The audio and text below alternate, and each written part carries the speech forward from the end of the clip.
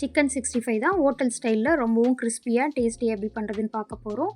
பார்க்கவே சூப்பராக இருக்குல்ல, டேஸ்ட்டும் ஹோட்டலில் சாப்பிட்ற மாதிரி ரொம்பவே சூப்பராக இருக்கும். எந்த ஸ்பெஷல் மசாலாவும் ஆட் பண்ணல, சிம்பிளான இன்க்ரீடியன்ட் வச்சு தான் பண்ண போகிறோம். வாங்க எப்படி பண்ணுறதுன்னு பார்க்கலாம். அதுக்கு சிக்கனை 3/4 kg எடுத்து மஞ்சள் போட்டு வாஷ் பண்ணி வச்சுருக்கேன். இப்போ அதில் காரத்துக்கு மிளகாய்த்தூள் ஆட் பண்ணிக்கலாம்.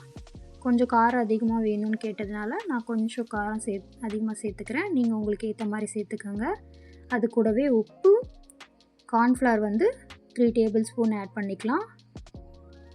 மைதா 2 டேபிள் ஸ்பூன் ஆட் பண்ணிக்கலாம்.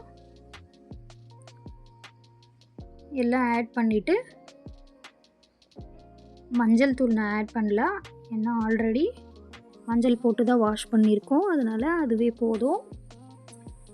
உங்களுக்கு வேணும்னா லைட்டாக சேர்த்துக்கோங்க.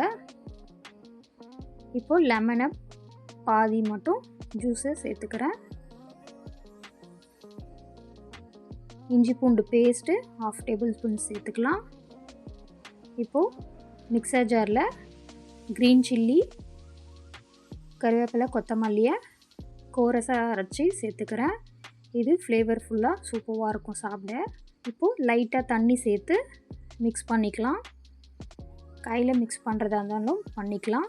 சில பேருக்கு கையெல்லாம் எரிச்சலாக இருக்கும், அதனால் ஸ்பூன்லேயே மிக்ஸ் பண்ணிக்கிறேன். மிக்ஸ் பண்ணிவிட்டு இப்போ ஆயில் காஞ்சதும் அதில் டீப் ஃப்ரை பண்ணி எடுத்துக்கலாம். ரொம்ப ஃப்ரை பண்ணக்கூடாது. ஃபஸ்ட்டு போட்டதும் கொஞ்சம் குக் ஆனதுக்கப்புறம் தான் திருப்பணும், இல்லைன்னா பேனில் ஒட்டும். அதனால் கொஞ்சம் ஃப்ரை ஆனதுக்கப்புறமா திருப்பி போட்டுக்கலாம். இப்போது கருவேப்பிலை கொஞ்சம் சேர்த்துக்கலாம், நல்லா ஃப்ளேவர்ஃபுல்லாக இருக்கும். அதுக்காக வேணும்னா ஸ்கிப் பண்ணிக்கலாம்.